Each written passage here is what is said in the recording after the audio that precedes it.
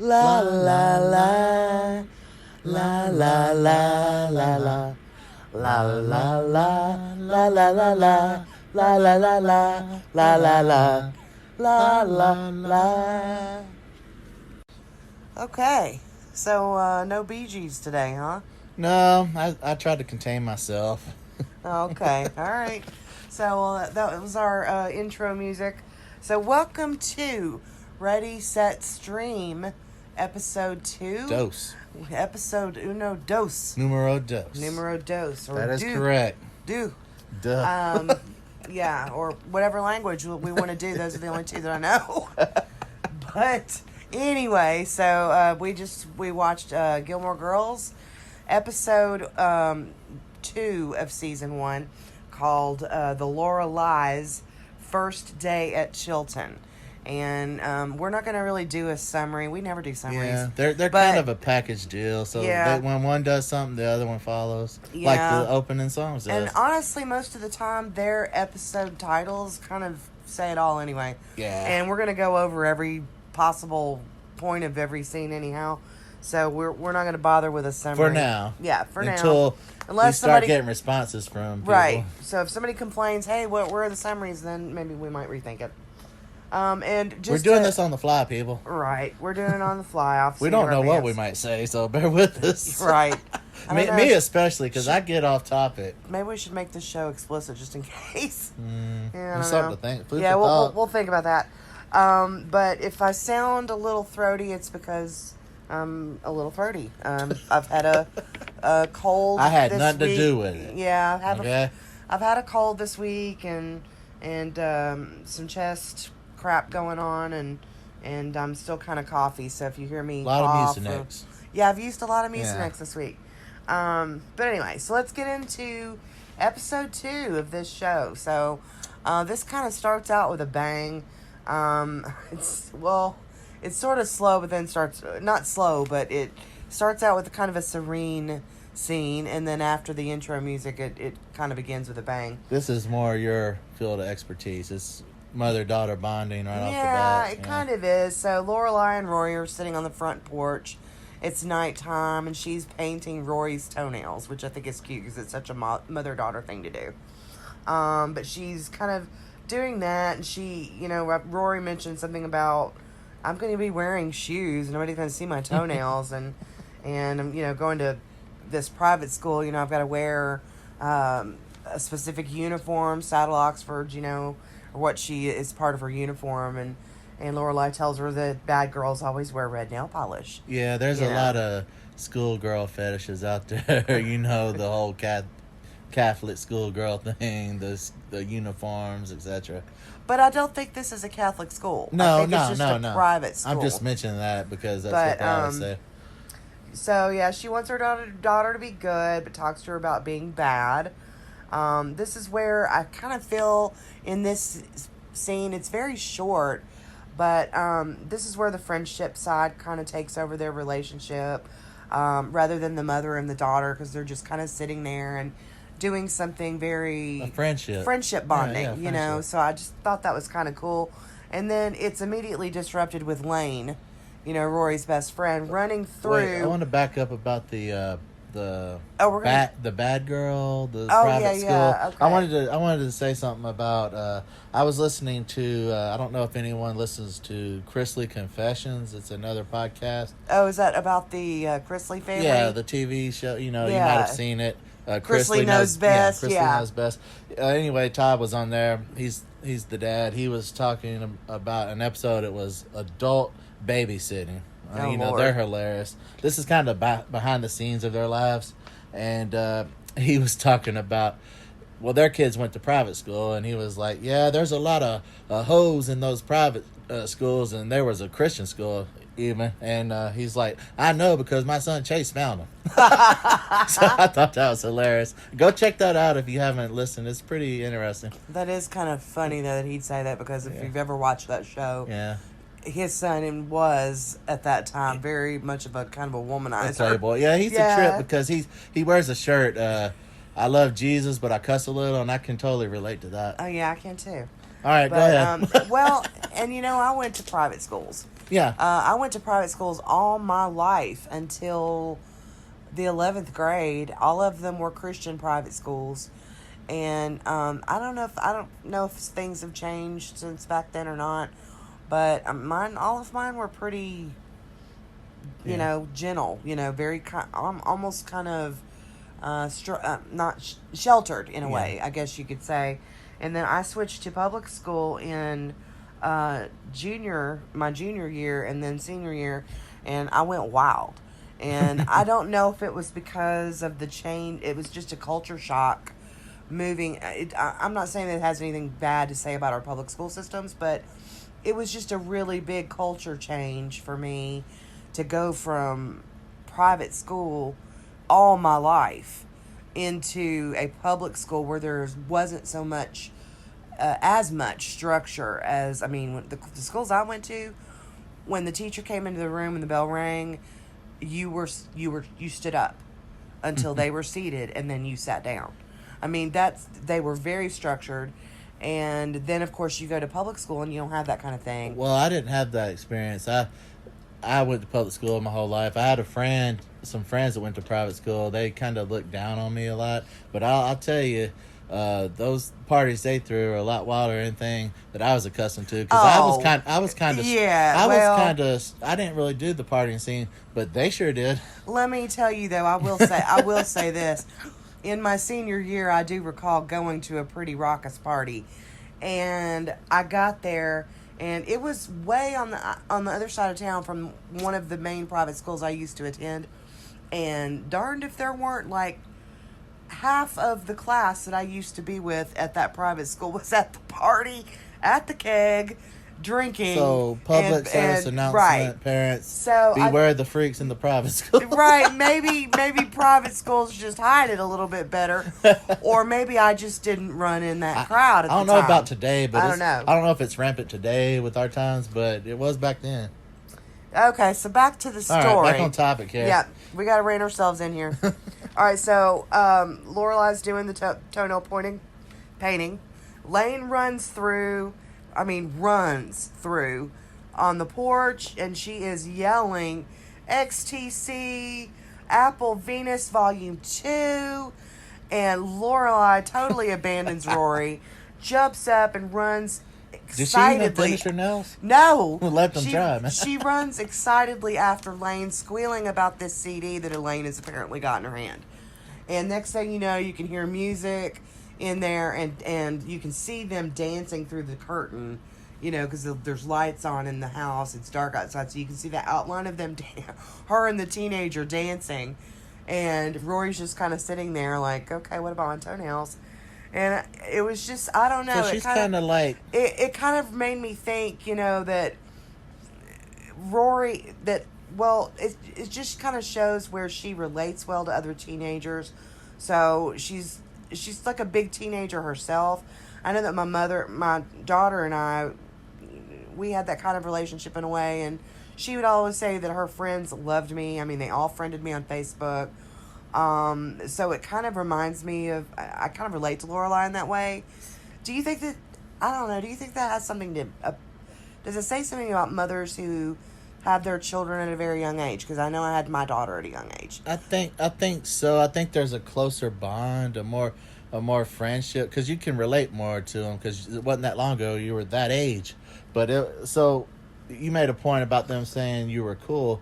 That made me think about the Mean Girls movie. I don't know if you've seen that. Oh, yeah. For those who haven't, go check that out. About 1,000,000 times. But it's like Regina George's mom. She's always going around, I'm not like other moms. I'm a cool mom. So if you want something, come to me. And as her chihuahua's biting on her implants, that's hilarious. But anyways, so I think it's more impressive that her friends said you were cool than you saying, hey, I'm cool, Right. You know what I mean? If you're saying it yourself, chances are your daughter and her friends are probably rolling their eyes behind your back. And you're trying to be young, through your daughter. Right. And be one of the girls.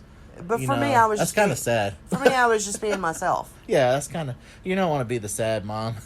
You want to be the cool mom. Well, and like you said, it hadn't been that long before that I was their age. So I kind of still felt very, very young. And actually, I still feel kind of young.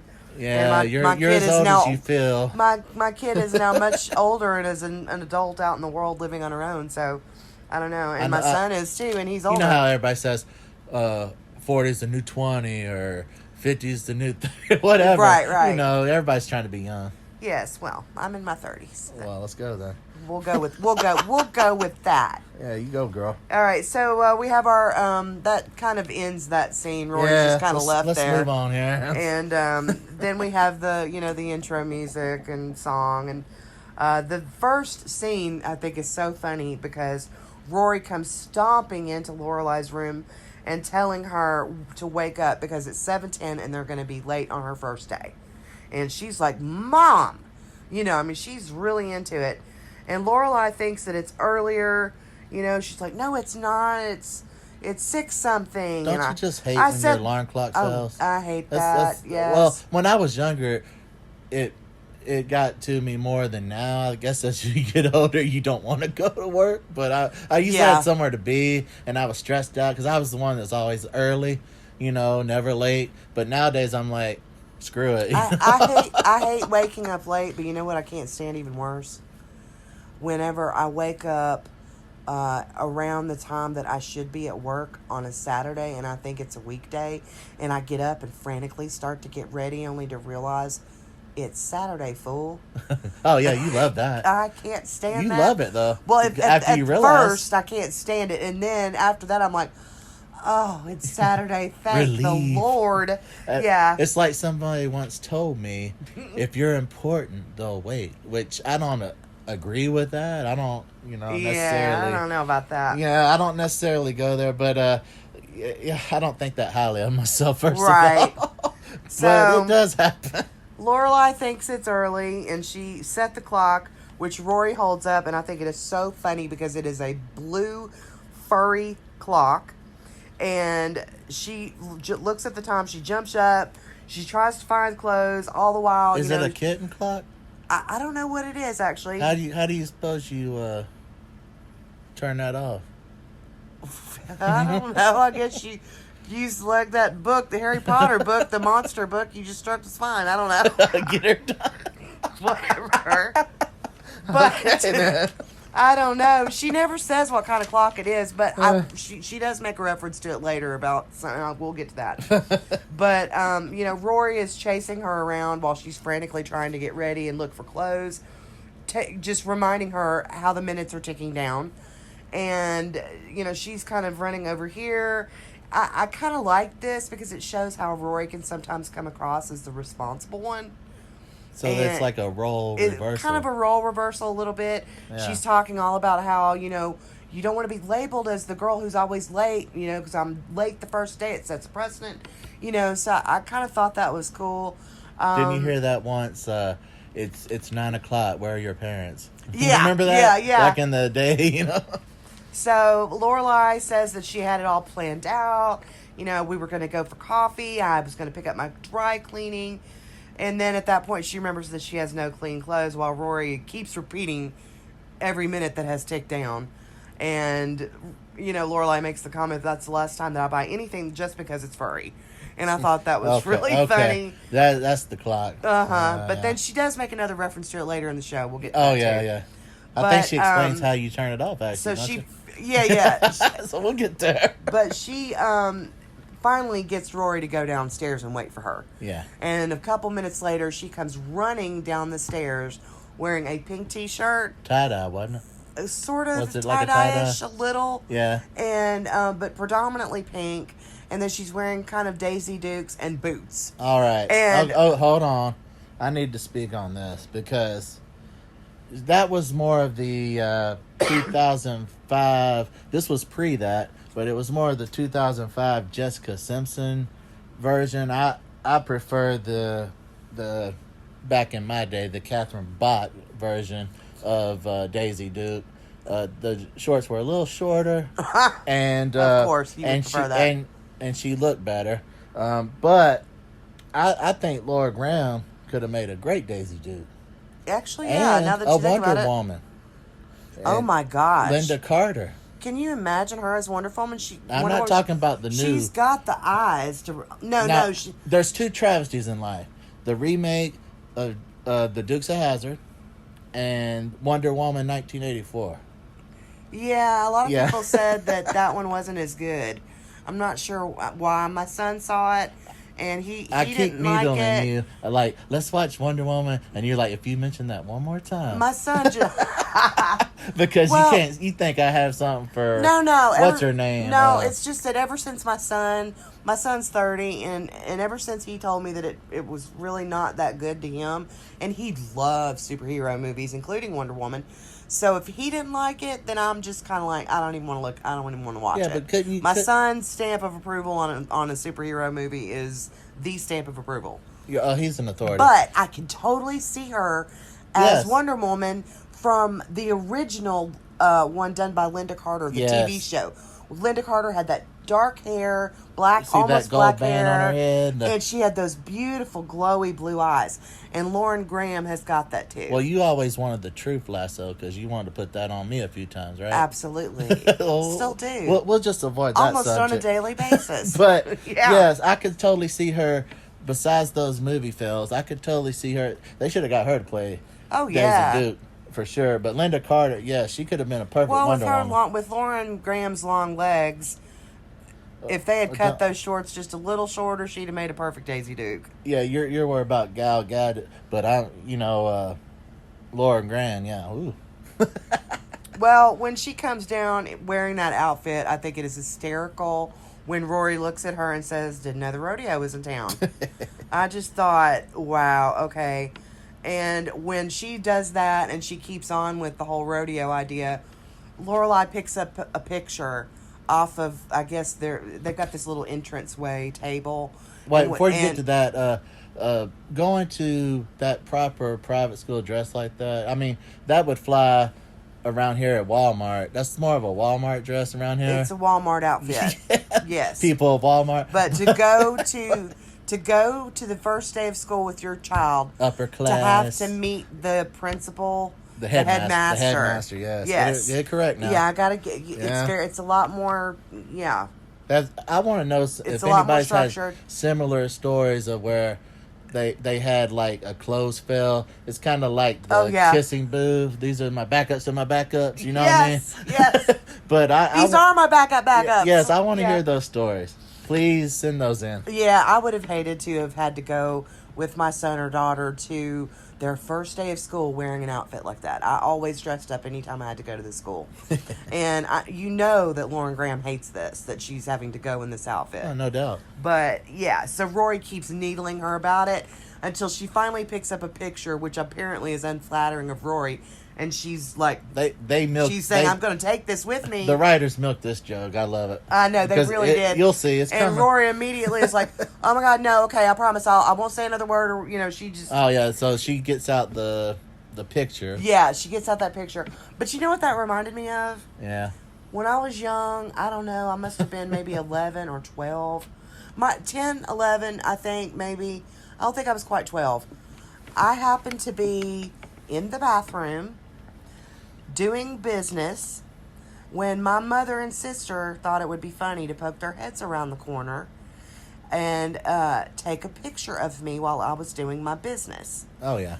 And they just laughed. They thought it was hysterically funny. I was so mad. And the picture of me has me sitting there on the throne looking at them with this murderous look on my face. Like, I am going to get you.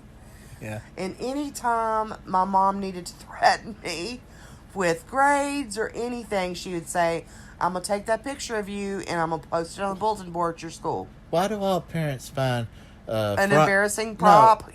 Fronts and butts as cute little, I'm going to take this as a baby, show it when they're older, to embarrass them. I do not know. That would be considered child pornography nowadays. Yes, it would. But I think, honestly, though, I believe my mom still has that picture. Oh, yeah. She's holding it over you. Yeah. One of these days, she's going to pull it out. And she's going to... Once again, that's some leverage. Mm-hmm. You know what I'm saying? Yeah. As I mentioned last time. But, yeah, that kind of reminded me. As soon as I saw that, I immediately thought of that happening to me when I was little. You had a flashback. I had a flashback. It was like an acid trip or something. It was not a good flashback. So anyway, they jump in Lorelai's Jeep. They jump in the Daisy Duke Jeep. Yeah. There we go. And they drive to Chilton, and Chilton is like this really beautiful stoneworked, place. It kind of Old castle feel. Yeah, definitely. And the two of them are both in there just kind of staring at the high school. And I mean, both of their heads are tilted, and they're looking at at the school. And she says, and I think she says to Rory, I remember them being a lot. I remember them something like, I remember them having a few less heads or something like that. I don't know. The gargoyles or whatever. Yeah, I don't know. Well, she says, I'm just kind of wondering if there's a hunchback in that tower. That was the culture reference, right? Right. One of the first one, or the second or third, I think. Hunchback of Notre Dame. Yes. Victor Hugo, in case you didn't know. I remember, I related to, what was it, her 9th grade, what year was she when she transferred here? I think she was a sophomore. Well, I had to transfer school when I was in 9th grade. The first month, I had to transfer to a different school, totally different, new social setting. I found it a little daunting, but I went in myself. But, I guess this is a bigger deal, a private school or whatnot. Mm-hmm. But I totally related to the being maybe possibly behind in your work, having to make new friends. I get all that. Yeah. I just wanted to add that. Yeah, so from that point on, Lorelai sort of gives Rory a pep talk, the whole, you're amazing, blah, blah, blah. I just thought that was such a loving mother-daughter moment. And you can just see she was joining the experience with it. Right. And you could see kind of Rory relaxing into herself a little bit. Just make a day of it, But she starts to, kind of act like she's not coming in. And Rory's like, you have to meet the headmaster. I wonder why she wouldn't want to come in. Yeah, I wonder. And she immediately says, I can't meet anybody that does anything in there. I look like that chick from Dukes of Hazzard. So she actually gave a shout out to it herself. Yeah. But she does find She does look a lot like her. I'm just going to throw that back in there. But anyways, I digress. But she does find a long coat to put on, which hides, So you don't know what's going on. But she doesn't tie it up immediately. Yeah. And so they're heading into Chilton, and a Chilton dad happens to pass them. And because she doesn't have it tied up immediately, I'm assuming, she catches his eye. Yeah. But, I mean, she's beautiful anyway, but I'm sure that would have caught his eye. I was sitting there thinking, focus. This is about Rory now. Right. Because what woman doesn't like compliments? But she's a big flirt anyways. Well, he hits on her, Yeah. She fumbles She's a little. eating it up, though. Well, she fumbles a little nervously, and he asks her what she does. She tells him she runs the Independence Inn. Rory's getting impatient. Then Rory's getting impatient, so she finally says, I gotta Let's go. move along here. Nothing to see here. They go into the building. They pass about 3 girls that will be important later. God. But we don't know who they are reminds at the me moment. of Mean Girls again. They're brooding over. May I just say, I loved her reaction to seeing the receptionist. Oh God, that was that reminded me of the crypt keeper. You know what I'm saying? Oh my gosh! I think she even makes a sound when the receptionist looks up and she gets a good look at her. I think Lorelai even makes a noise. No, it was like, hi. Oh, how? Wow. Wow, yeah. It was hilarious. Yeah, but it's like, she says something about, that's why you don't wear makeup to bed, kid, or something, because you wake up like that. Right. She did look like the crypt keeper, though. Those eyes, man. You're not supposed to wear makeup to bed, and anytime I ever that was rough. I always wake up the next day with, like, raccoon eyes. Like everything's run and made a circle. I don't know. That's a cautionary tale, ladies. Don't. Or some men out there. Yeah, some men. Don't wear makeup to bed. Anybody that wears makeup, don't wear it to bed. Always remove your makeup. So then they do go in. Finally, they get to meet the headmaster, and they walk in. And here we go again. There sits Emily Gilmore. This is starting to get on my nerves. Emily Gilmore is sitting in there, already in the headmaster's office. And by the way, we did not say that Emily Gilmore, her mother, Lorelai's mother, is played by a wonderful actress, Kelly Bishop. I thought you already said that. No, actually, I don't think I did. If this is a repeat, forgive me, but I really don't think I said that. But, I mean, did I? Dirty Dancing. Yeah, did I? Maybe. I don't remember. Maybe I mentioned I don't it. remember. Anyways. Okay. Shout out to her. She's great. She is great. And I don't think anybody could have played this part the way she did. Oh, no. I mean, she's perfect. But there she sits, and Lorelai looks at her. She's got the coat She's closed. under my skin. She's got the cloak closed at this point. But she's totally like, okay, Mom, why are you here? You know? Doesn't she say something like, she asked her about it, she's like, I like it warm, it's laundry day. Oh, no, he says, would she like to take her coat off? And she says, no, I'll just keep it on. Yeah, I like it warm. And Emily's like, remove your coat or it you'll was be hot or something. or you'll be rude. Yeah. And she just kind of stands there for a second, and without any good excuse, I mean, if it was me, I would have said, no, Mom, I'm good. You know, I'm actually a little chilly. I would have said something to keep it on. But no, she actually sheepishly removes it, and there the headmaster gets to see the Daisy Duke outfit that she's wearing. Yes. Her nudie suit, so to speak. they kind of talk a little bit, and then the two of them leave, and as she's leaving, Emily asks her, and this goes down as possibly one of my favorite lines in the show. The snarky comment. Yes. Do you need a ride, or is your horse parked outside? Beside, even further than that, she says like a snarky dinner Friday night, no Spurs, please. Something like that. Yeah, she that's how she gets she gets out of the room. I kind of wonder if she knew what Lorelai was wearing under that and did it on purpose, because she had to have seen the boots peeking out from underneath. Yeah, that was a tip off that she wasn't in formal dress. Kind of makes me wonder if she knew that Lorelai had something inappropriate on and wanted that to happen. I'm not the one to big on first impressions and how my appearance, but you do dress for the occasion. Of course. But and she could be embarrassed, and she was, and her mother, I think her mother did know that, wanted to run her first impression, because she's all about first impressions. She wanted to insert herself as, I'm the mother here. Right. And I pull the strings. Well, as they're leaving, it's just the two of them walking out together, and she tells Emily, or she asks Emily, why are you even here? And Emily's like, well, I'm putting in a good word for Rory, And Lorelai says, you didn't need to be here. And Emily's like, oh, so I can pay for it, but not set foot on the premises. Can I drive down the street? And she just keeps going on and on and on. And I'm like, all right, lady, drop it. You've said enough's your piece. enough. Enough is enough. Get over it, And take your Ritalin. She just thought it was important that the school know that they had a Gilmore among them. Oh, yeah.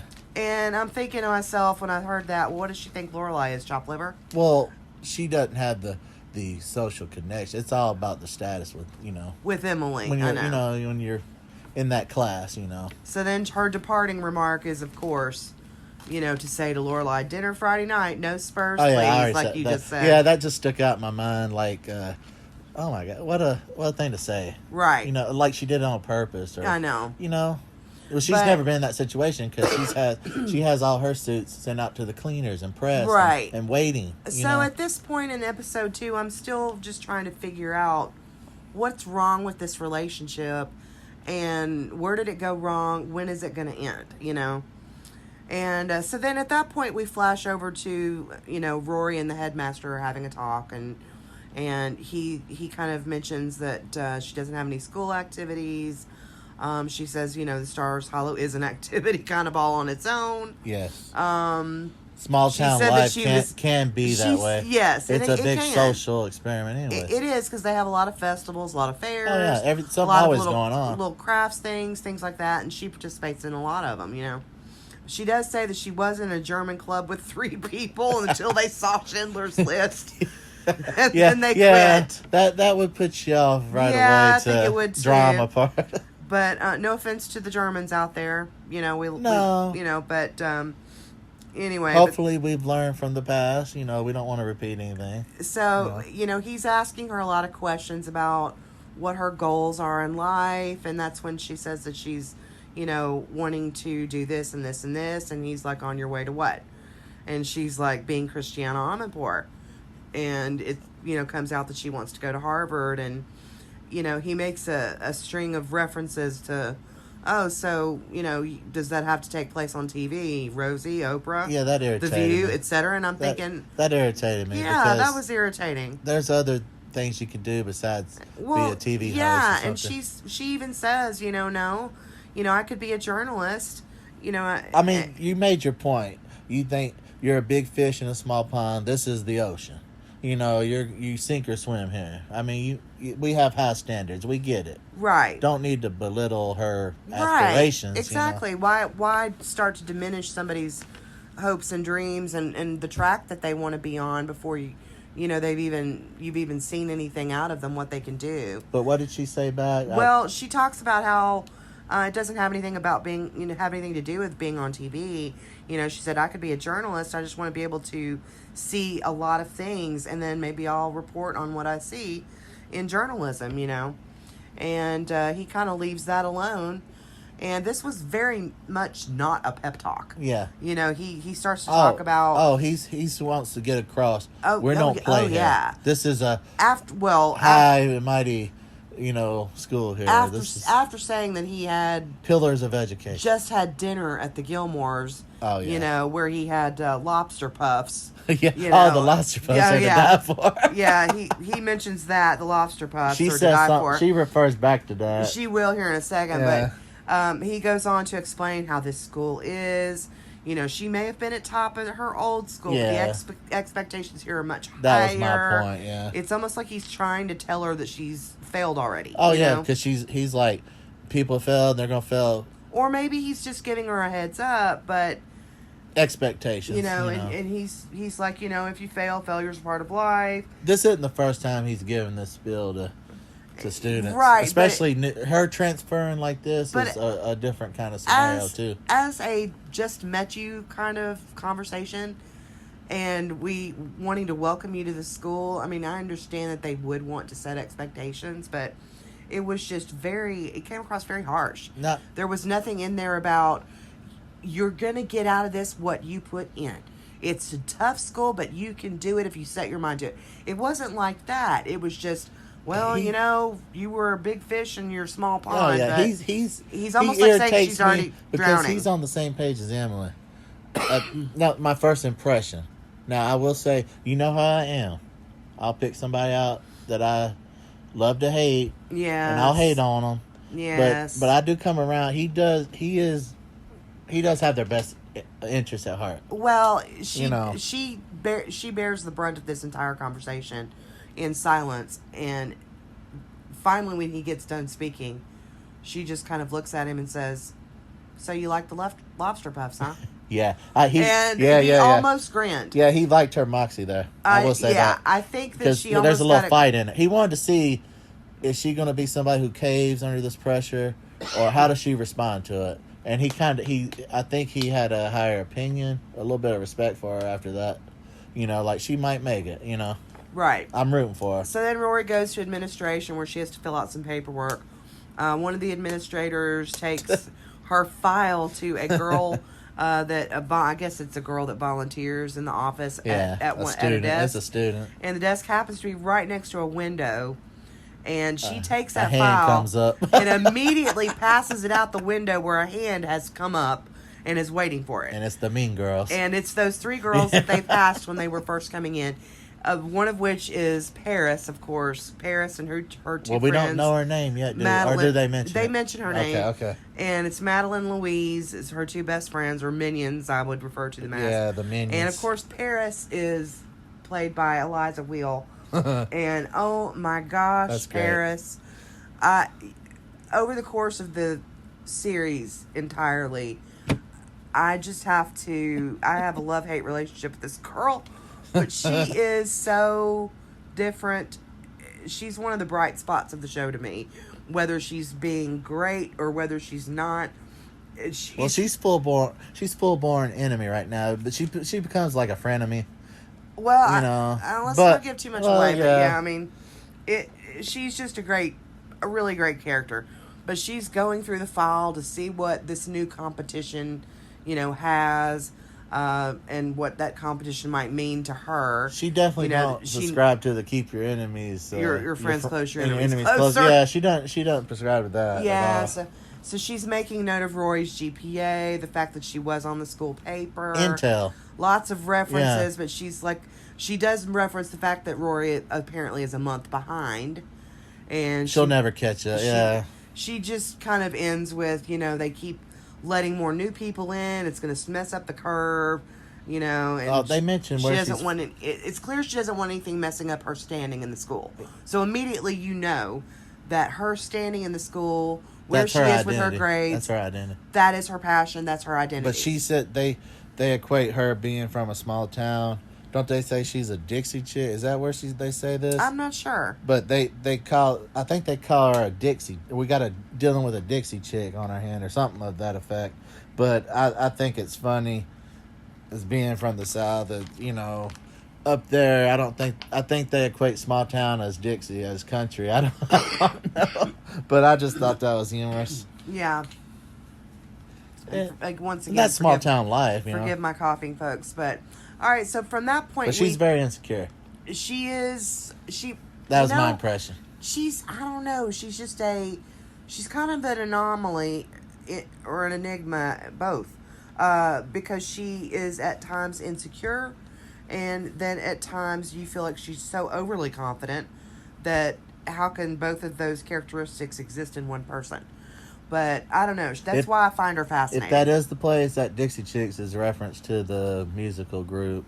That's named the Chicks. They're now they have an identity crisis. They dropped the Dixie. Now it's a Chicks. I don't know what's going on there. Okay, so now we cut and we are in Luke's diner. Lorelai has gone in there in her Daisy Duke outfit. Now we're getting somewhere. And she has her dry cleaning with her, so she's gone and picked up the dry cleaning. But she comes in tapping her vein like an addict. And she says, Luke tells her no coffee, just herbal tea. And she says, I need coffee and an IV. She's tapping that vein, They're off again with their wonderful banter. Yeah. And I love their banter. That's the core force here, driving the show. This is their shtick. Yeah. And I really, really love it because it just really drives that chemistry that they have between them. Love the banter. Yeah, she mentions that she had just finished taking Rory to Chilton. And Luke kind of gives her a once-over, kind of looks her up and down a little bit and says, that's how you dress to go? That's the ongoing overriding joke everybody's of this asked her episode. that. And she mentions the fuzzy clock again and says that it didn't purr on time. And I'm thinking, okay, so it's a purring clock. Wow, what kind of animal is it supposed to be? That's why I was thinking, right? How you gonna shut that off, But right. So, I guess she say I didn't stroke it right? I think she said something like that. No, I don't know if she said anything I think she other said than that. Something like that. But I was just wowed by the fact that she has a clock that is furry and it purrs to wake you up. Well, I would have wrote that in. I would. That was gold right there. It is. But I'm telling you right now, there is no way in the world that a purring alarm clock would ever wake me up. It's not going to happen. You had to have a nuclear blast. Even then, I don't think I'd rouse unless it's kind of like what about Bob again when he's sleeping in there and he's like, you gotta go, and he's like cock a doodle doo, Bob, trying to get up, and he's jumping on his back, and then the alarm goes off and he's like, hey, actually no, it was a bird tweet. Yeah, and or something. And he's I don't know, it was something very small. His watch or something. He's like, hey everybody. yeah. So anyway, that's the last she has to hear about. That scene is the last she has to hear about her outfit. No, wait, I'm wrong. You're ahead of yourself. I am ahead of myself. You're ahead of yourself this time. What about that? Okay. Yeah. How's it feel now? I will say that the last thing that I noticed in this scene is the sign behind Luke. Oh, yeah. Saying no cell phones. He might as well have... And I think that's the first time that we see the no cell phone sign. I noticed that too. I think he should have I think he's one of these types. No soliciting, no hang-arounds. Do your business and get out. This is a diner, for crying out loud. Right. This is not a social hall. This is not... You'll see more of that as it goes. Yeah. I think he even gets on... I don't know. Maybe this episode. I think he gets on to... I don't know. So at that point, she leaves. She passes Miss Patty's dance studio, played by Liz Torres. I loved her. She was in All in the Family with Sally Struthers. I think this is the last time. Yes, this is the last time. Yes. Thank you for keeping me on point. That's what I'm here for. She notices... Thank you so much. Not so much, though. She notices Lorelai's outfit and says... is that what you wore? Wasn't today the day you were supposed to drop Rory off at her new school or something? Is that what you wore? And I just thought, yeah, this is funny.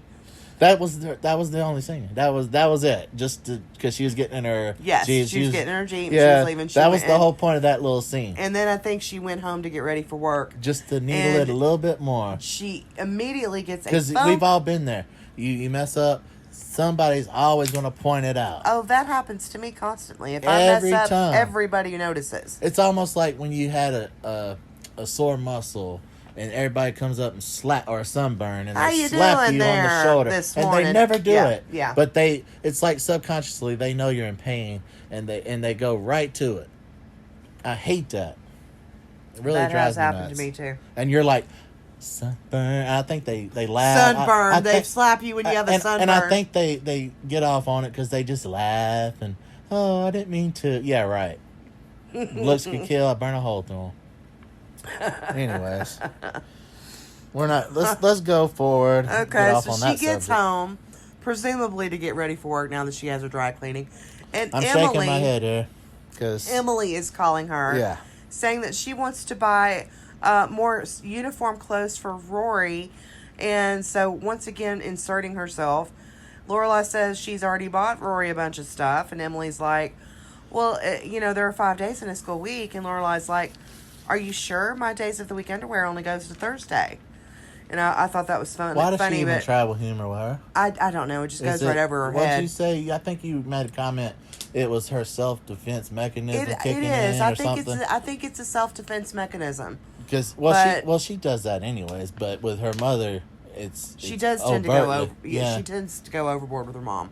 I think it's a way to kind of put a buffer between them. Between her and the remarks, that way they don't hit so hard. I would say she was just being a smother, like on the Goldbergs, but their mother actually really cares. I don't think she really cares about them, So what do you think about that? Well, is she a smother, caring, or is she just annoying? Honestly, at this point, it's kind of hard to say. Or is she doing it? She's trying to correct her things. Correct how she was with her daughter with Rory Rory. I think it's more that, but it's too obnoxious, and it's encroaching upon Lorelai's role as the mother here. Because I just had a thought, maybe this is how you could have had it, Lorelai, if you just did the right thing in her eyes. Maybe I could have gave you all the advantages. Look what I'm doing for your daughter. Maybe you can't do it. Because she continuously goes on and on about how many skirts Rory needs. Then she talks about wanting to buy her a sweater, then sweater vests. And, to the point where Lorelai asks her, are you getting a cut of the merchandising? Yeah, I think she has some stock holdings or something. That's merchandise going on. And have you ever had a family member? There's more skirts. There's more days of the week. And she's like, well, you could just wear one 2 days, and she's like, 2 days for this, 1 day for that in the laundry. Have you ever had a family member that butt into your business as bad? No, because I wouldn't allow that. I did, but I put a stop to it. Yeah, I would. They tried, but like I said, I'm not that close, so I kind of separated myself from the whole situation. Right. Unfortunately, I do regret not having I see movies and shows like this, and I'm like, I don't connect with that aspect of it. I don't know how that is. Yeah, I don't know. So, but well, it maybe some other people relate to that too. I don't know. That's the end of that scene, but trust me, there's more coming.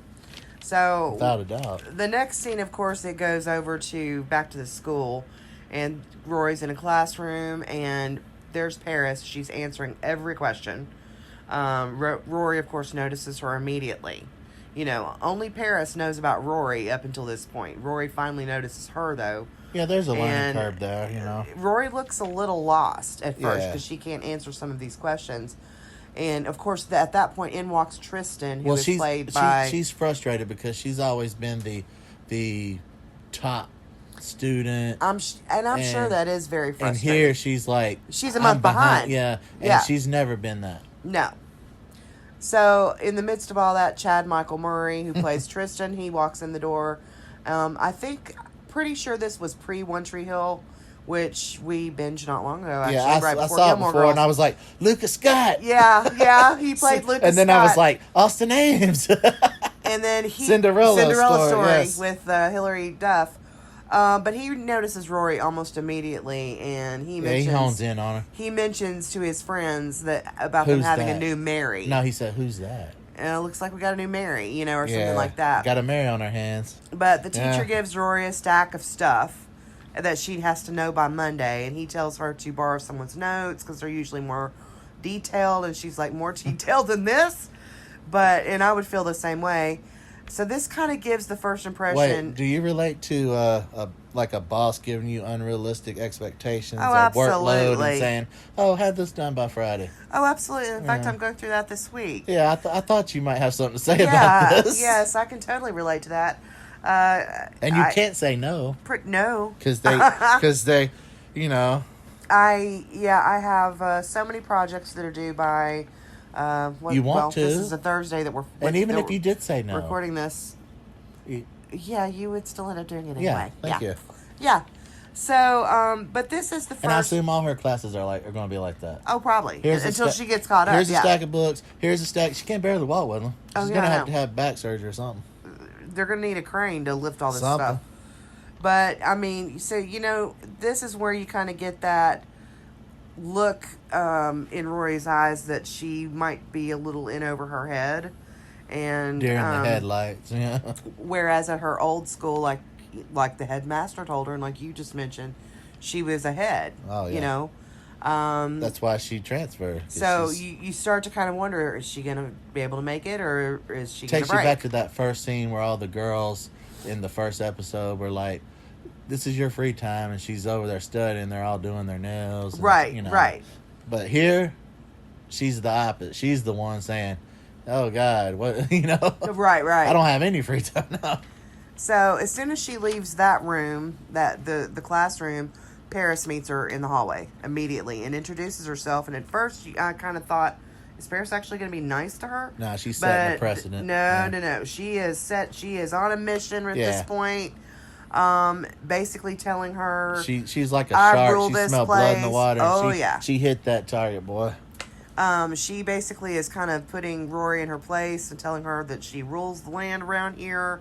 You just know from this conversation, this girl is very driven. She puts people in their place. She tells Rory, "I know all about you." She lists a lot of stuff off her transcript and resume. But that begs the question. If you're confident in your abilities, why even bother? She's insecure. Well, and that's where you start to wonder if she's insecure. Yeah, because if she's top dog, why worry about somebody who's behind? Insecure people will often do this kind of confrontation more as a way to boost themselves. Nobody's knocking me off my mountain. Right. If you feel the need to say how great you are. And if you can get your bluff in, maybe she would back down. Right. Because you see this, it's a pattern with Paris. Oh, yeah. Because she wants to throw you off. She wants to shake you. She plays these mind games. But if you feel the need to tout how great you are, then there may be something that you're trying to cover up for. I don't know. So some amateur psychology there for you. Yeah, I don't know. But she basically tells her that she's never going to catch up, and the school newspaper is Paris's domain. And, of course, Rory had never heard of their school newspaper at that point. So she's kind of left standing in the hallway. That wasn't on her radar. No, not yet anyway. Even if it was. Right now, she's thinking about how the heck am I even going to catch up? And this girl's already accusing me of wanting to steal the newspaper away from her. Yeah. So, yeah, Rory just kind of looks a little baffled. WTF moment. Yeah. Oh, yeah, definitely. What am I got myself into? You know. So then we flash over to the Independence Inn. Hey, one of my favorites is coming up right now. Yes, you love this character. Suki. Suki is there. Mark, you love Suki, but hate Suki. For now. Yes, she'll reach a point where she's gonna start rubbing raw. Where she is your enemy for a little bit till she redeems herself. But Suki is arguing with Jackson over the produce order. The produce, man. I have to say, I kind of love their interactions. It works. It works. Yeah. He brings in produce. It's kind of like, and she argues with him over the It's quality. kind of like Lorelai and Luke. It is very. I was actually going to say that myself. It's like, it kind of mimics the Luke and Lorelai banter. It's not them if they're not arguing about something. But she and Jackson are, I think, maybe even a little worse at the arguing. They're masters at it. But and then at the end, they're like, "Okay, see ya." Yeah, they're happy about it. They will argue for 5 minutes. That makes their day. They will argue for 5 minutes over the quality of the produce, and then he leaves. Okay, bye. Yeah. And she's like, bye. So Lorelai walks in dressed great now because she's picked up her dry cleaning. She's wearing this amazingly gorgeous suit. Right, she looked so sharp. And she says, this is how I should have looked this morning rather than like I'd spent all night playing guitar. Yes, it was. Quarters. Yes, playing it was. quarters. Yeah. And I don't know. I hope everybody's not too young to know the quarter game. She didn't go to... is a drinking game. She didn't go to college, though. No, she did not. She's been to some parties, it seems like. So, what I found funny, another funny thing about this scene is that one of the things that she is arguing with Jackson is that the peaches, and I actually learned something from this scene. That's how a to new tell one for if me. peaches are ripe. And she's telling, Jackson as she's looking at them and kind of squeezing a little on them, that they have too much water in them and therefore they will not be as flavorful. And then she starts rolling them on the floor. Is this factor picture? Inquiring minds want to know, people. Tell me if this is a real way to determine tell. this. Yeah, so she's rolling them across the floor. That's a new one. And she's talking about how... or is this just a Suki-ism? Or, like her own way of doing things. Right, but she rolls it on the floor and she says, I can tell by the way they roll that they're not... Something ain't right here. Something isn't right. Yeah. I mean, I know about watermelons. Like, you thump them. If they're hollow, they're good. If they smack, they're not, they're not right. I had no idea about peaches. Yeah. And that water being in them might possibly mean that they don't... Every peach I've ever had is pretty good, so I don't know. Maybe I'm just lucky. No, there have been some peaches that, to me, maybe were I'm not just as lucky. sweet. I just know how to pick them. Maybe they had too much water in them. I don't know. Anyway, so Michelle walks in, and of course, any scene where Michelle walks in, I get excited because he has some of the best lines, and of course, he has a doozy here. I think this is might be my favorite. I don't know, but I think it's a toss-up between two, but I think this is going to be. Yeah, this one I have written as a possible favorite line. He says, there is a phone call for you, and if I'm to fetch, I'd like a cookie and a race. And I just thought, oh my gosh, yes, okay, that was so funny. And pretty much everything that comes out of his mouth is funny. And that's not the one. The one I'm thinking about comes up in a minute. Okay. Yeah. But, yes.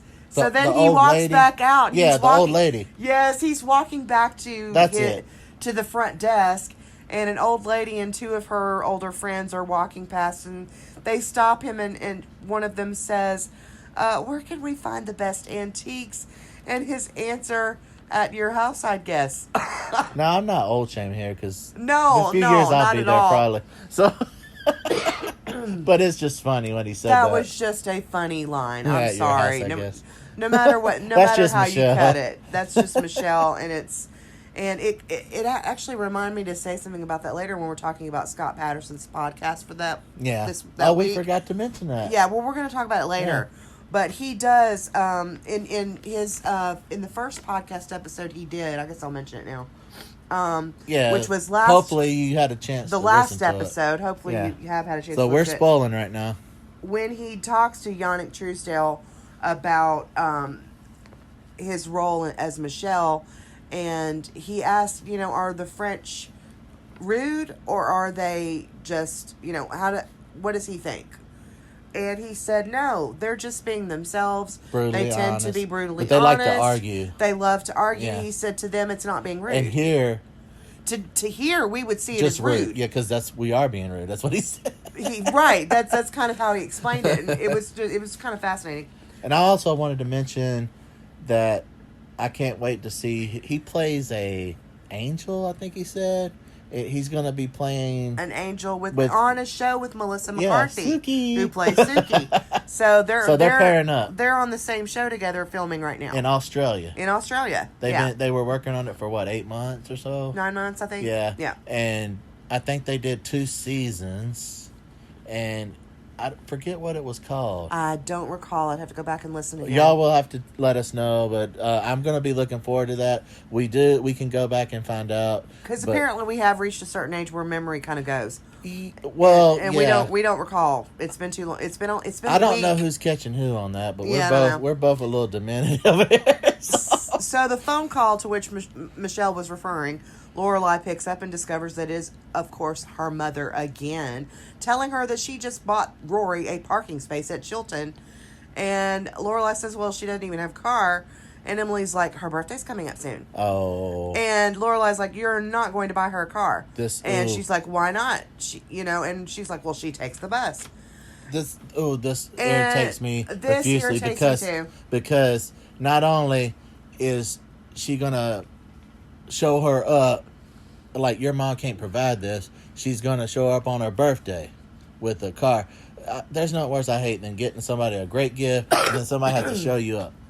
Just let not to the mother. Mention this, it's her mother's job to take care of that. Not to mention the fact that there she is again. Unless they discuss it. Yes, we would I'm really making like an executive decision here, and you're just going to have to deal with it. Yeah. No. And and it is worth mentioning that Jarella was in this scene playing the harp, playing it very loudly, and Lorelai's kind of looking up at her. And I think it came out on Scott's podcast that originally she was supposed to be a regular. Yeah. And she's got kind of a sarcastic rudeness too. No offense to Scott, and they all love her, and her this role. And no offense to Jarella. No, but she might be great. No, I don't know much of her, but that role was not going to work. I don't think so. We had sarcasm with Michelle. That's enough. And that's Suki, all we needed. It's a little drama. Jarella's sarcasm came across as just really rude. Suki's role took over that. Yeah. They got rid of her because she stayed. Or Michelle's role. Which I think was wonderful because it just worked better. I think the Lorelai, Suki, Michelle dynamic works out perfect. I think having her on it, they would have had one too many rude people. Yeah, that just came off as mean. She was mean. She does kind of come across more as mean like Michelle said. The French, they don't see it as rude. No, but America, it comes off a little rude. Yes, but with him, it's sarcastic, rude. So it works, and it's funny, and you expect it. But with her, it just didn't have that same way. It just came across as kind of mean. It rubbed me the wrong way. Yeah, and I was like, I didn't miss her. Let's just put it that way. So the show didn't skip a beat. No. So we have a brief return to the classroom where Rory is... Wait, no. First... are you putting me on point yeah, here? first... Okay. I wanted to bring this up because Emily was like, she can't be taking the bus. Drug dealers take the bus. Oh, my God, yes. And I was sitting there thinking, but it's public. It's a public bus she takes. And I was like, this reminded me of the movie Speed with... the Dennis Hopper, Howard Payne, the psychotic retired bomb squad cop, and he's like puts a bomb on the bus, and I'm like, she should be more worried about that scenario bomb on a bus than a drug dealer. I don't. Yeah. What do you do, Emily? What do you do, hotshot? Yeah. So. Anyways, go ahead. I just want to add that in there. No, that's a good point. But there's a very brief. Or flashers on a bus. I don't know. You'd be more likely to find a flasher on a bus. Yeah, flasher or a bomber. Yeah. Not a drugger. They're usually on the street. Somebody that does on drugs, a school bus? Maybe. You know, you said... I don't know. You could probably find them anywhere. Back in the day, You can find the potheads on the bus. Well, we have a brief scene in Rory's classroom after she leaves the classroom where Tristan calls Rory Mary again and offers her his notes, but then kind of starts to hit on her. And she still has no notes by the end of that conversation. We can go over them in private later. Yeah. So she does not get her notes. No. And then, of course, we have Lorelai dealing with a guest. Because she's still into Dean at this point, right? She's that's still that's ongoing. That we haven't seen Dean in this behind episode, the scenes, but you know that she still kind of likes him from their first episode. Yeah. So then, and we also found out on the podcast. What? Am I getting ahead of myself? I believe you might be. Yeah, I ain't gonna say that. We'll leave that for later. So it flashes back to the Independence Inn. Lorelai is dealing with an angry guest who insists that the valet scratch his car. And after she does some pretty amazing customer service and to get the man to calm down, the valet tells her, I swear I didn't do it. And she says, don't worry. We'll take it over to Muskie's and have the guy look at it. And I thought this was a funny reference because... Yeah, who's Muskie? Muskie's is never referenced again in the entire show. The only garage person in town is a shop called Gypsy. But we don't know that yet. We don't know that yet. But I want to put Gypsy is played by Rose Abdoo, and she was on this week's episode of Scott Patterson's podcast. Her and Sally Struthers were on together. Yeah. And there is no Muskies anymore. It gets renamed Gypsies. I want to put a bolo out on this Muskie character. Yeah. Because I want to know more about Muskie. Did he have shady practices? Did Gypsy take over? What's going on there? I want some backstory here. Come on, people. Yeah, but... If you know, let us know. Right. All you Gilmore... trivia-minded, yeah. Trivia... What they call it? Like on a... Big Brother, where they're like, authorities on Big Brother. What do they call them? Superfan. If you're a Gilmore super fan, see, I had a brain fart. Well, I'm a super fan, and I can say that I do not recall Muskie's ever being mentioned again. Gypsy's is mentioned as the auto place to go to, and Gypsy is the owner, and it's played by Rose. And I just mentioned she was interviewed on episode 2 of Scott's podcast, but that was interesting too. Though. After she's dealt with that, the dad that she met at Chilton comes into the Independence because he had her card, and she definitely made an impression. And he shows up, and he didn't even get to see the Daisy Dukes. I don't think. No, he did. The coat was still open. She didn't have it closed up. It was just revealing enough. I think that's why she caught his eye. Oh, okay. But he asks her out, and she just doesn't seem to want to go with him, and she kind of brushes him off. Which, I don't know. She mentions to him, you're a Chilton dad. So I think that kind of says it all. She doesn't want to date a Chilton dad. I don't know. But yeah, she deep down, she knows who she needs to be with. I think so, too. Yeah. But we won't say. Yeah. So then we have Rory at her locker, having trouble getting her locker open. Oh, my God, this is so unfortunate. And this part. This would so be something I would do and probably have done. Just can't remember it because I'm older and I don't remember things. Make a great impression on your first day. Yeah. Oh, absolutely. And especially with the person that hates you. Especially with the person who hates you. Yeah, thank you. She's having trouble getting her locker open, so she does a giant tug that pretty much throws her into the hallway behind herself, just kind of backs her up. And who happens to be there? Paris, walking with this elaborate school project she's prepared, and so it falls and breaks. I've actually been in this Paris' situation where somebody's destroyed my project, but I'm not going to go there. I didn't blame them either. I took the fell, whatever. Right. I made it up though, but it was all so right. They get Paris just kind of says, just forget about it, don't worry about it, and she takes what's left of her project and goes on to her class. And Rory asks somebody where's history with so and so, and oh yeah, I love that. They say no, it's right behind you. Yeah, she's like, where's Mr. So and so with history? I don't remember her name. Teacher, history class, and he's like, it's behind you, and she's like, of course it is. Get it? I got the. You didn't at first. No, I didn't get it. Yeah, first. And I was like, behind you, history's behind you. Yeah. Dun-dun-dun. I totally did not get that at first. I love. When you laughed, I was kind of like, what's he laughing at? Yeah, I love some low rent comedy. Though. Yeah. So she goes in, and there's a whole bunch of kind of arguing. No, first she hears, "Hello, Mary." Oh, yeah. Well, that continues to follow her around by Tristan. Yeah. But the teacher, is basically telling Paris that, did you do your assignment? No, I didn't. I don't have it. Well, you're going to get an incomplete. And Rory, being nice, actually stands up and says, it's my fault. My locker got stuck. I ruined her project. And Paris does not want her help and says, stay out of this. Doesn't she, write her a note and... Why didn't you let me Haven't gotten there yet. Okay. And, keep me on track. Yeah, but the teacher basically says, okay, well, if you broke it, then you can help her repair it. Yeah. And she says, I don't want your help. And then she finally says, okay, then you're going to have to repair it. Yeah, repair it and have it by tomorrow. Yeah. Which she probably spent. Which I thought was awful. She probably spent months on it or something. Right. Yeah, and she's going to have it ready. Otherwise, you're going to have it. It was huge. Yes. So otherwise, she's going to have it incomplete. And, and Rory does actually write her a note later in the episode and passes it to her saying, I'm sorry. And Paris just gets it, crumbles it up without reading it, and throws it on the floor. Why won't you let me have you? Right. And I don't think that Rory is very used to being challenged by another person in this way. I think this is all new to Rory because she grew up in Stars Hollow where she's beloved.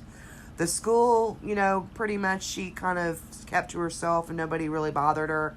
I don't think she's ever run up against somebody that actively disliked her this much. No. So it's kind of puzzling to her, and she's like, oh my gosh, she wouldn't read my note. Yeah, her other... The look on her face just says it all. The kids in Stars Hollow were just glib about it, but Paris is on an attack warpath, Right. Yeah, so...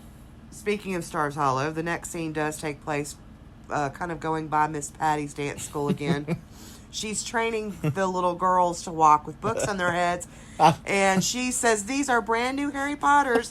If you drop it, Harry will die and there'll be no more books. Yeah, I thought that was a great shout out to Harry Potter. I love Miss Patty, but the damage, the scarring she's doing to these poor children.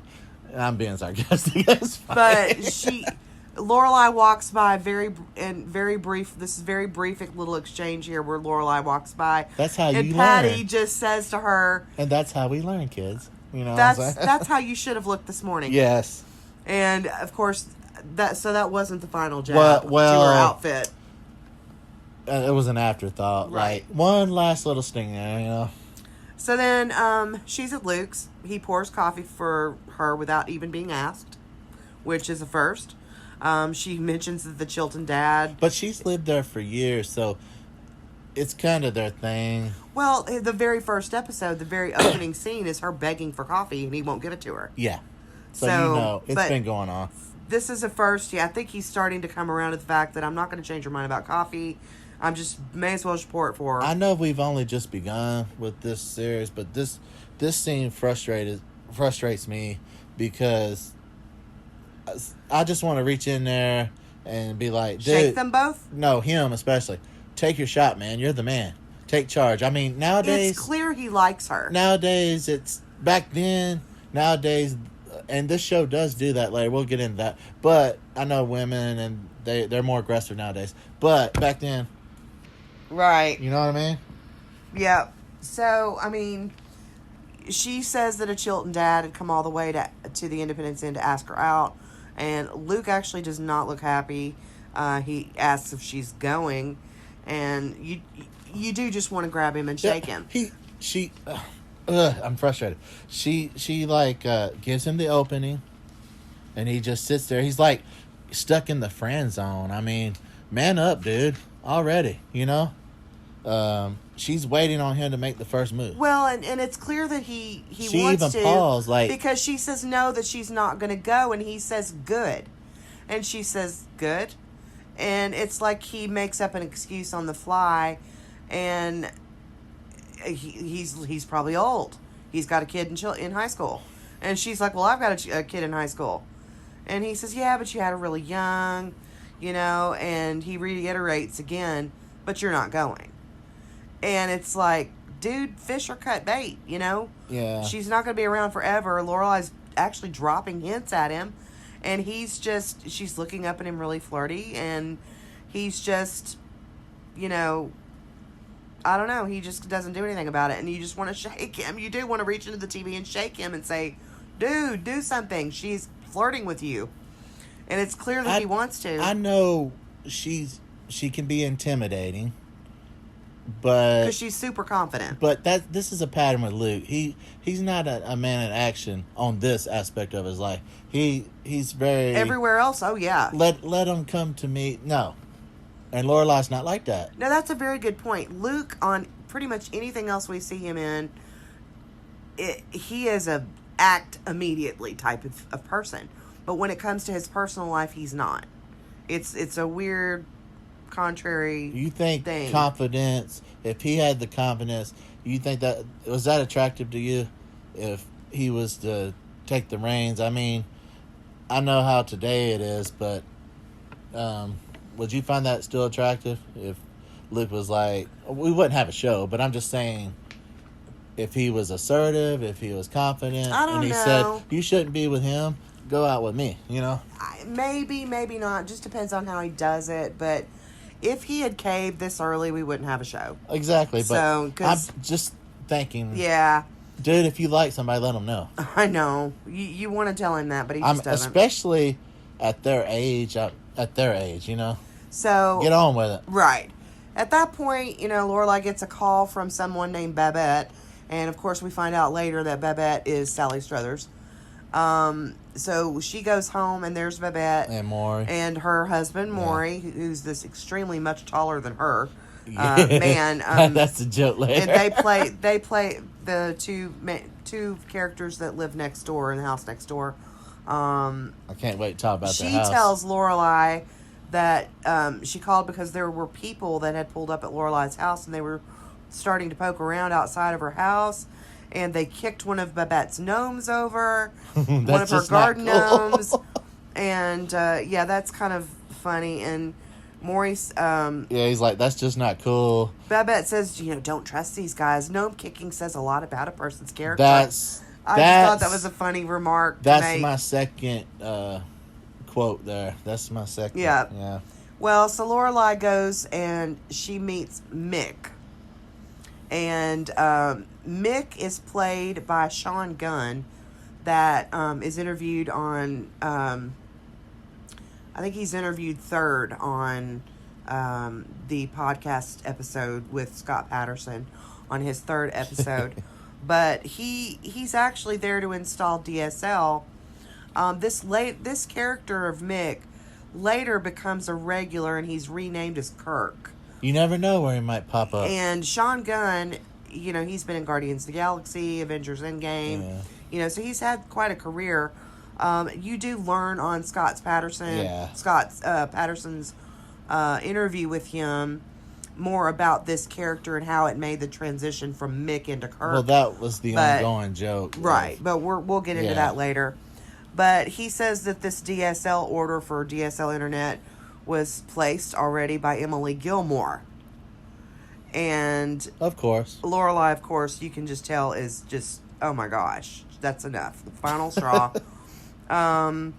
And he said it would have been done, but it took him a while. That's some passive-aggressive stuff. Yes, it is.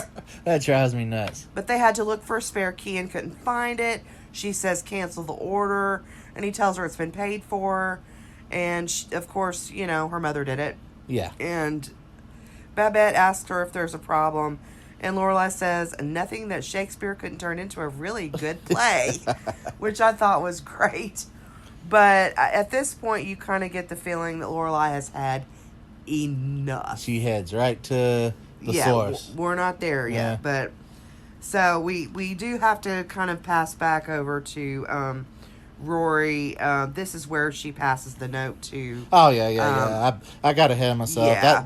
That was the scene. It was very brief. Yeah.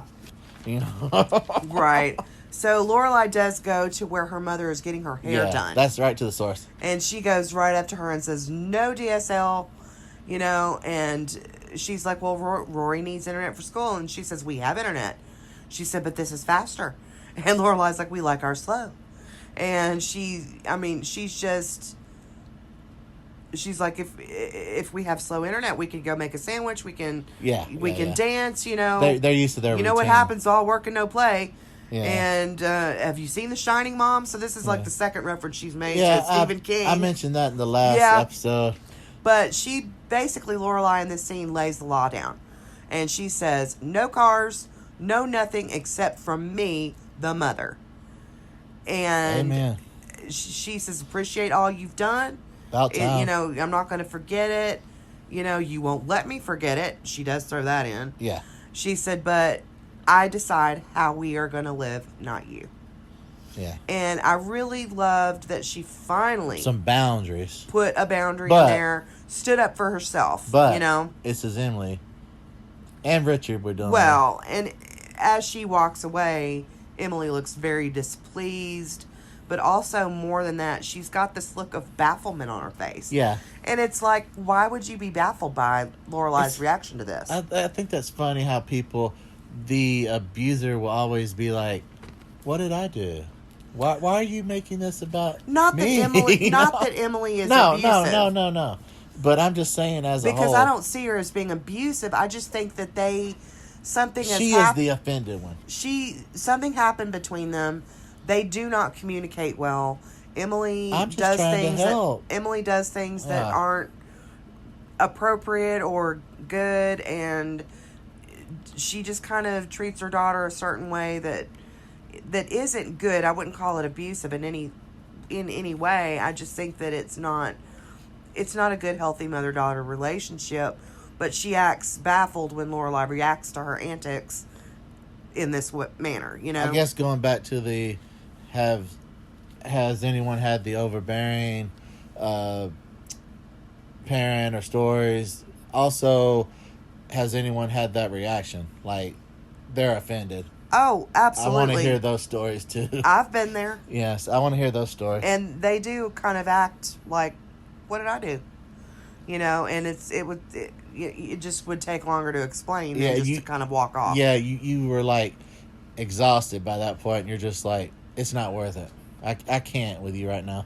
Yes. So. But this next scene I thought was really cool. Lorelai's picking up Rory from school with a cup of coffee waiting for her.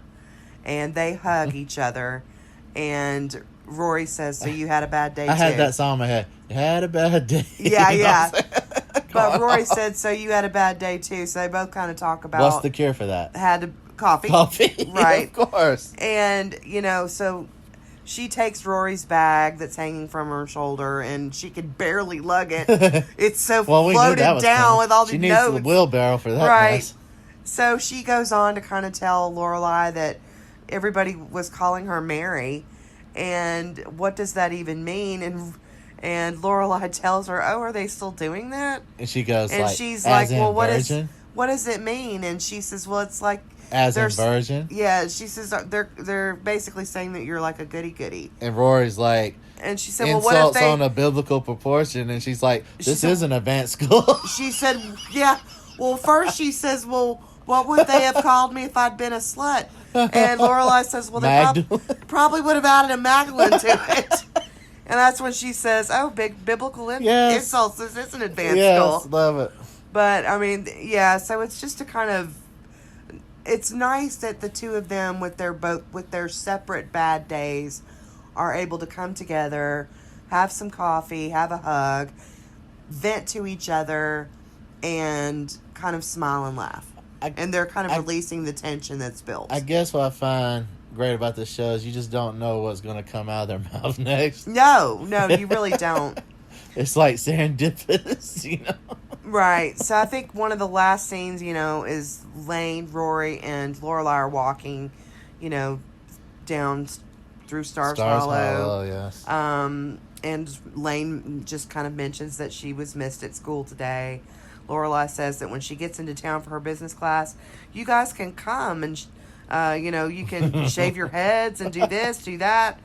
And they also been about each other's enemies. So oh, absolutely. With Lane, it's her own mom, Miss Kim. We hear more about that. Well, Lane says that she's late for dinner. Yeah. And Lorelai says, again, your mom's going to be unhappy if I keep sending you home fed and happy. What is it? Tofu.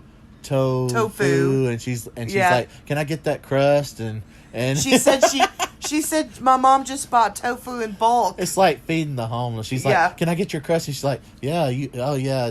I feel so bad for you. You need it, you know. That's how she gives it to her. But then she and Rory... And then Rory's like Paris. They're venting Well, on their enemies and so adversaries. Lane goes ahead and goes home, and then she and Lorelai continue to kind of walk down It's a common thing. And she mentions to Rory, well, I had a Paris. Yeah. And Rory's like, well, how did you, get rid of her? And she said, I dropped out and got pregnant. And so then they kind of go into Luke's diner. No. At first, Lorelai's like, Oh, they're walking past Luke's diner. Yeah, and she's like... she said, hey, what do you think of Luke? Luke's cute, kind of cute, or something like that. She walks by and they walk by and she mentions, what do you think of Luke? Do you think he's cute? And Roy's like, you can't date Luke. Yes, emphatically. And she's very adamant about it. And she said, you'll break up and then we'll never be able to eat there again. Yeah, she's more concerned about self-preservation with the diner. Right. Because she's like, Al sucks or stinks or something. She says, date Al. She said, we don't like his food. Yeah, he stinks or something. And she's like, well, Al doesn't stink. His food stinks. Or something like that. So don't date him because I don't want to run the friendship so I can eat there. Right. That's right, basically. I don't care about your relationship. I just want to be able to eat my Lukes. Of course, Lorelai says, I've never mentioned anything about dating. I was just asking if he thought he was cute. Yeah, we know. And then, of course, they continue walking. I love it. How it's lit up. Oh, yeah, it's very lit up. It's dark as they're walking, and the town is lit up. The trees are lit up with lights. Did you notice something in that scene? Well, actually, behind them, as they continue to walk forward towards the camera, behind them is Luke's diner. He comes out, and he's watching them walk away. And I noticed something And then else. he calmly goes back in. It said Williams Hardware. Yes, it does. It didn't say Luke's Diner.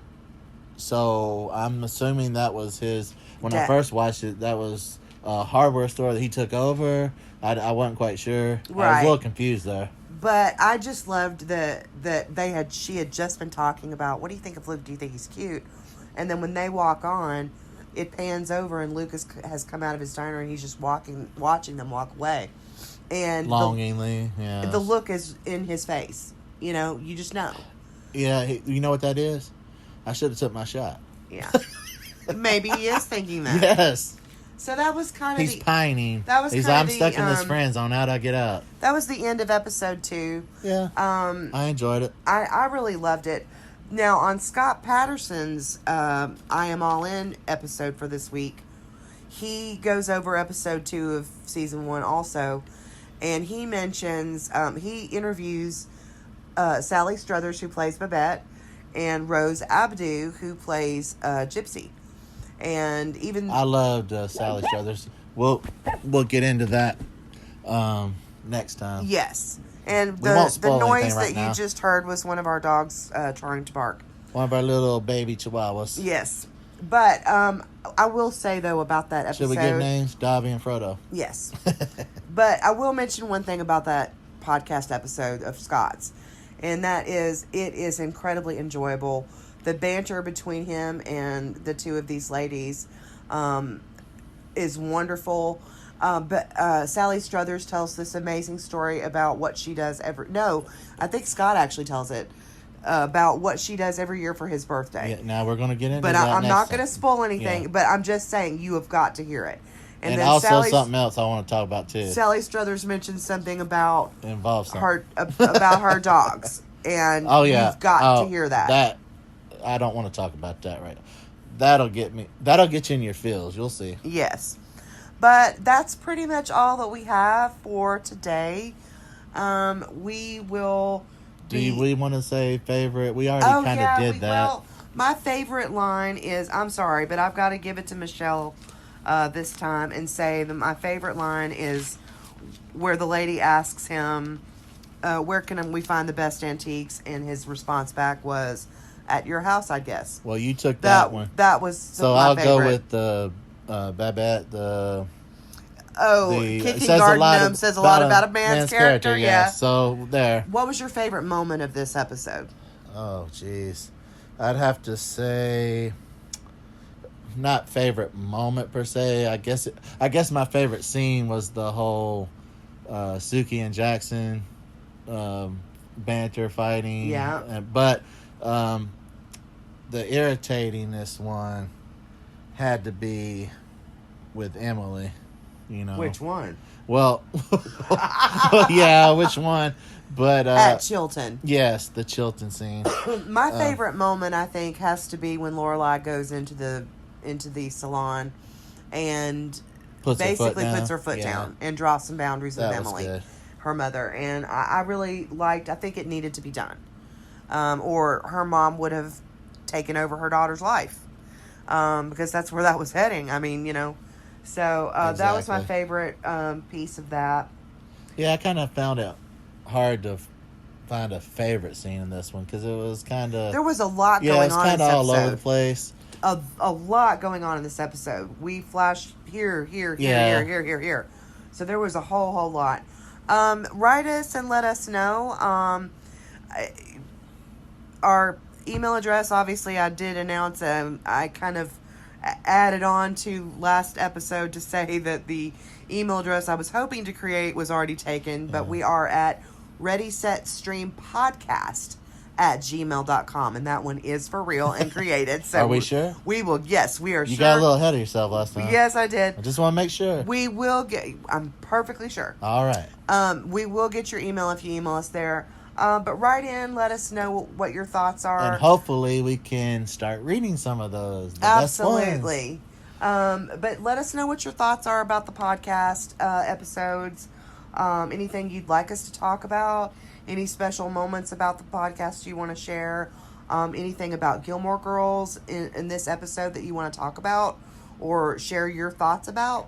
Let us know. Hopefully you're having a good time listening to this. Yes. We're enjoying it. Yeah, we are. We always love bantering and discussing and arguing. We may be talking to barely anybody, but you know, we love that you're tuning in, all two of you out there, and we're having fun doing it. Yes, absolutely. So we'll keep doing it. So remember to go ahead and watch episode 3 of season 1 for the next podcast, and we will see you next time.